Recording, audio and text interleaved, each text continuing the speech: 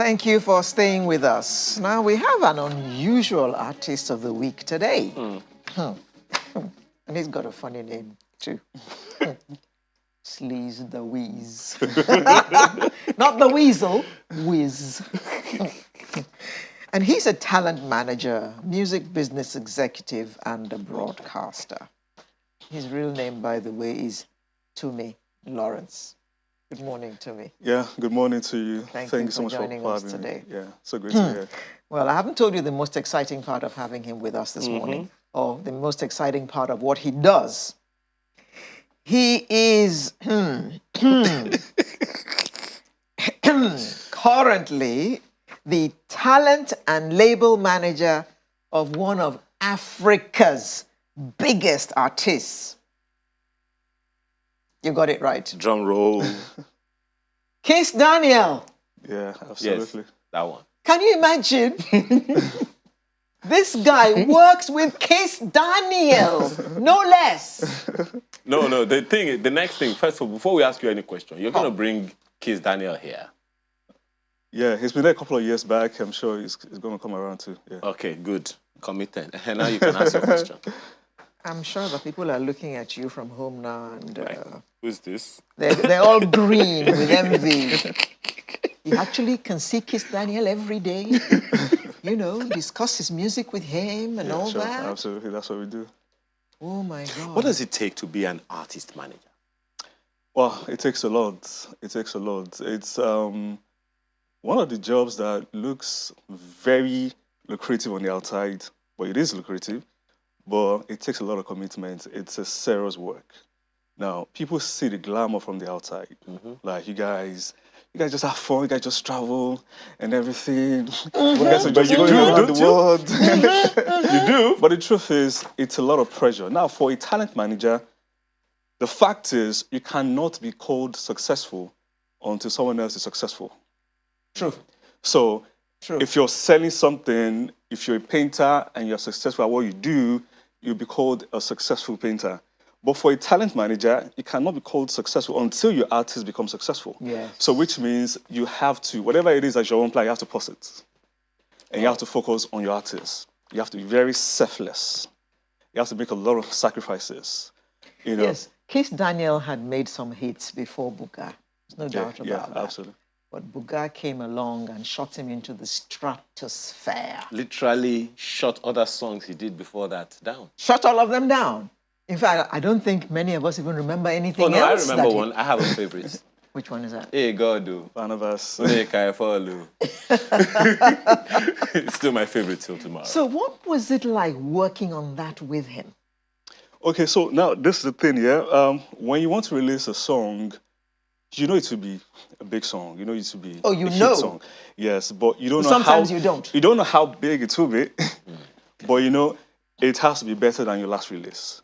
And it has always been like that with all our releases. From when it came out in 2014 with Woju and a few other songs, when the album came out and all of those ones, each release is always better than the last. But we had an artist here who said to us that he released something and he couldn't believe how big it became. Yeah.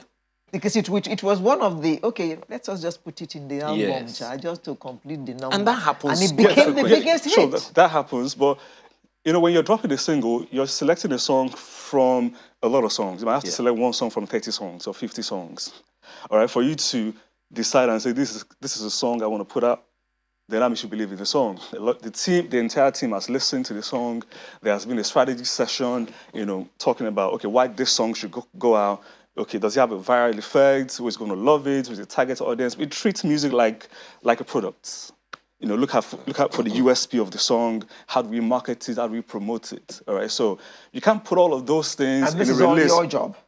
Yes. Put a team together. Of course, depending on how big the artist is, you have a lot of other people working. Now, as a talent manager, sometimes you're the road manager, you're the business manager, you're the booking manager. But for an artist as big as Kizz, we have other people working as well. So we have a road manager. So even if he's traveling, I don't have to be on the road with him, because there's a road manager who takes care of the schedule, right? So we But could do have. you have to be at the show? Yes, I have to be at the show. Okay. But sometimes, if I have other things to do, the road manager will take care of that. Okay. Now, there's something I want to ask you. Yeah, and it's one of the things that really troubled me about artist management. We have had artists that, what's the word you use now? Blow. Or blew. Yeah, Blood. like a dynamite. I want blow. Yes. That they became big, very famous.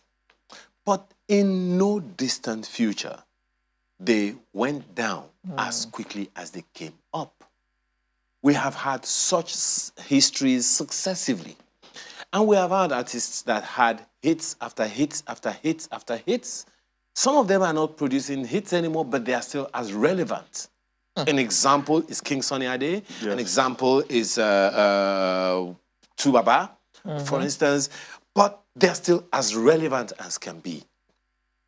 What are the things responsible for how big, sustainably big, an artist is? How do you profile an artist? And what are the things the artists must give up in order for your job to be easy or successful? Okay, first thing is talent. That's the first of the work of an A&R. All right, so when you're scouting for talent for a label, you have to ensure that you've got an artist that has that talent, whose talent is unquestionable. Just a second. Earlier, someone was talking about some brosis we don't understand. That's a medical jargon. Okay. A&R is a music jargon. What is it?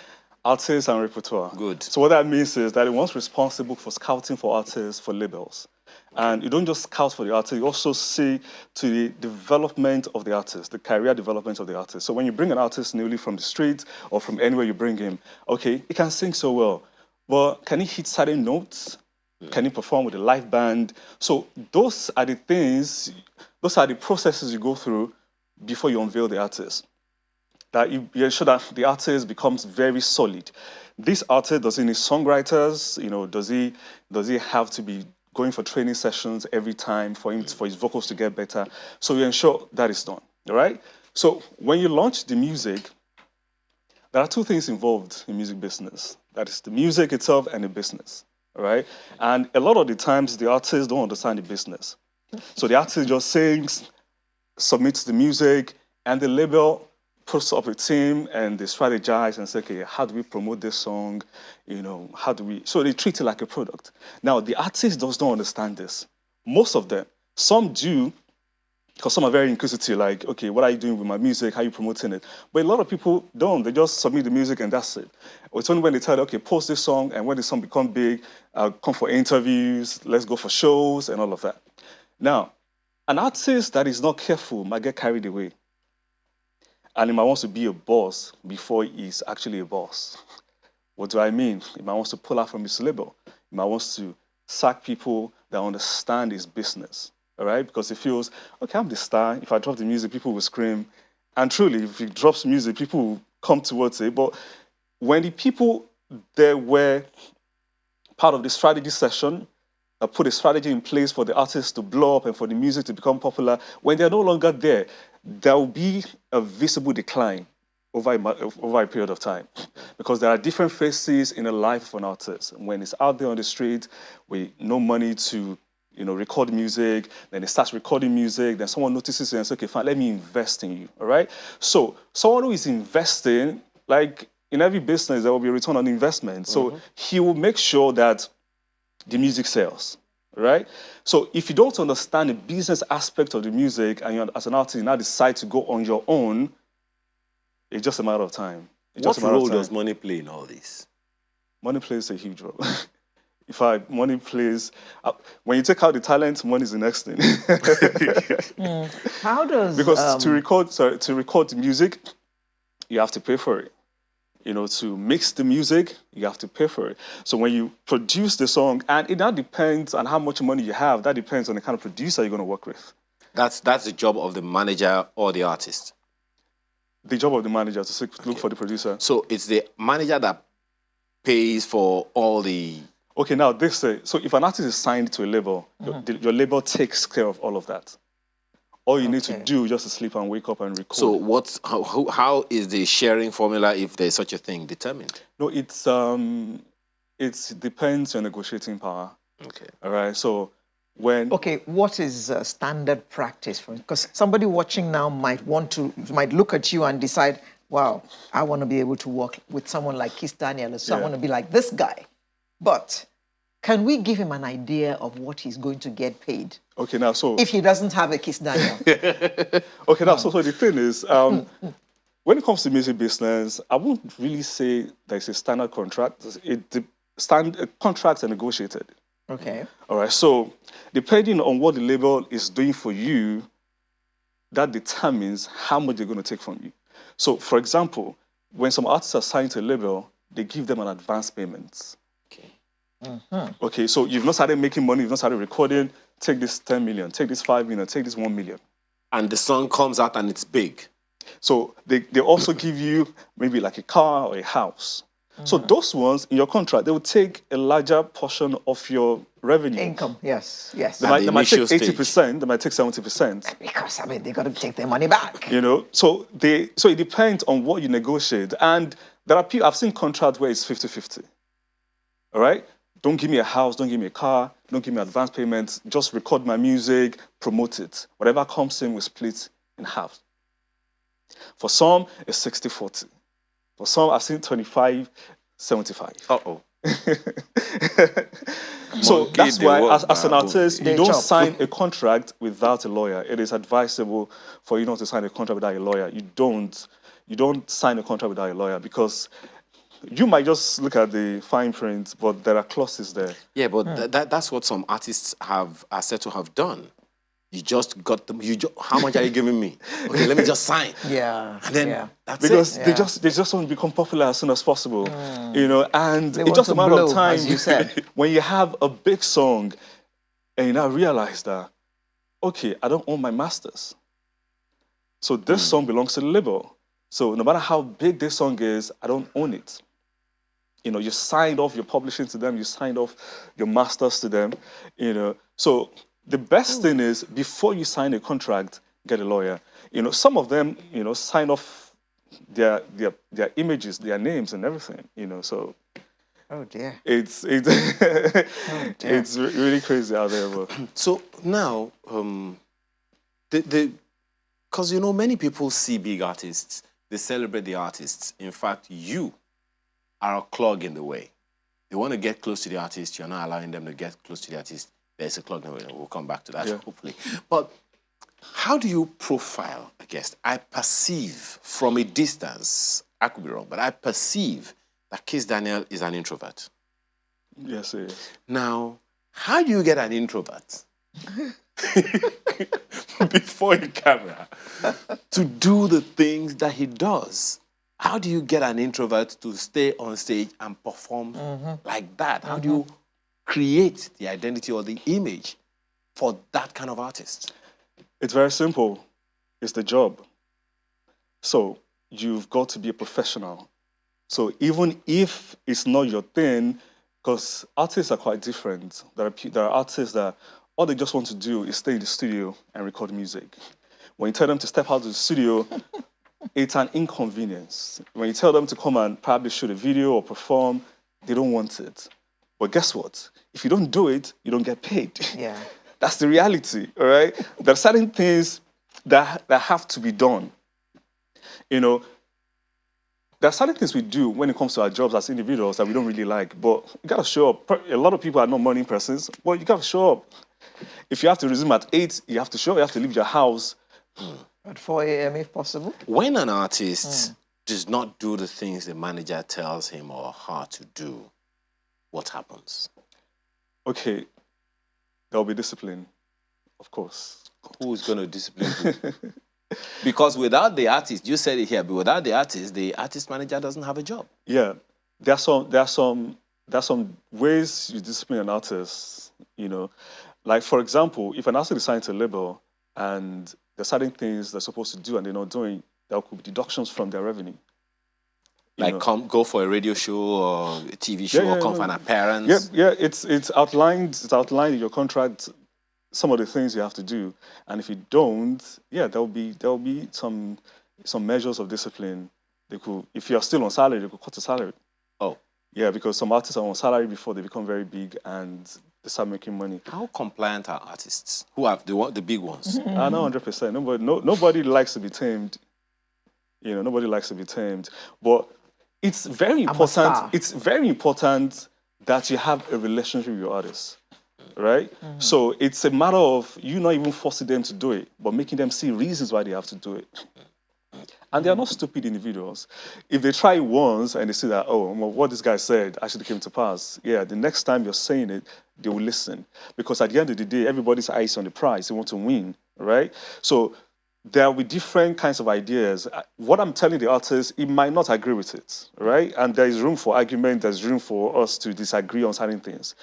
But the fact is, this thing has to be done for you to get this thing, for you to get to where you're going, XYZ. all right? So if he doesn't want to do it at that point, yeah, fine, no problem. Let's see how it goes.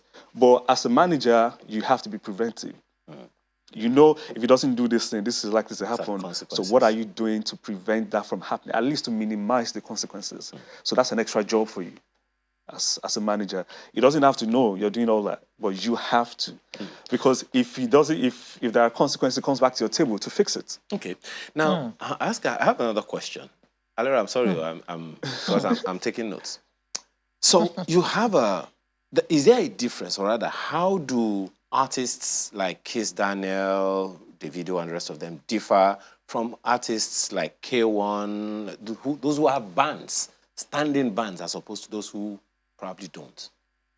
Okay, now, so the difference is a lot of years back, you know, before the digital era, recordings were analog. So for you to even sing, you must have a band. So someone has to come and play the drums, someone has to come and play the keyboard, someone has to come and play the omele, the shekere, all of those instruments, you know, because there were no digital boards.